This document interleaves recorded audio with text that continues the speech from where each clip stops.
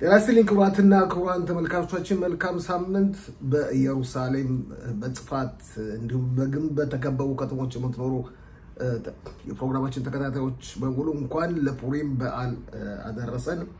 በኢየሩሳሌም በዛሬው ዕለት የደመቀ ስነ ስርዓት ተካሂዷል። ባልደረባችን ተስፋዬ ቢሻው በቦታው ተገኝቷል። ተጠባበቁን። ከ2 ሰዓት ጀምሮ የምናቀርበው ዝግጅታችን በሰፊው ይዘንላችሁ እንቀርባለን። እንዳያመልጣችሁ።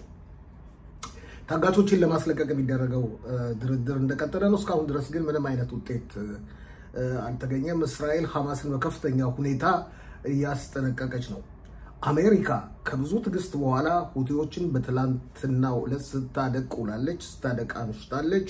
ከ30 በላይ የሁቲ ሽብር ፈጣሪዎች ከነመሪዎች ጭምር እንደተገደሉ ለማወቅ ተችሏል። እነዚህና ሌሎችን ለበበሉ በመጀመሪያ መልካም ሳምንት። ልክ በ2 ሰዓት ጠብቁ። ብዙ መነጋገርባቸው ርዕሶች አሉ። ሼር፣ ሰብስክራይብ እና ላይክ ማድረጋችሁን ምንጊዜም እንዳትዘነጉ።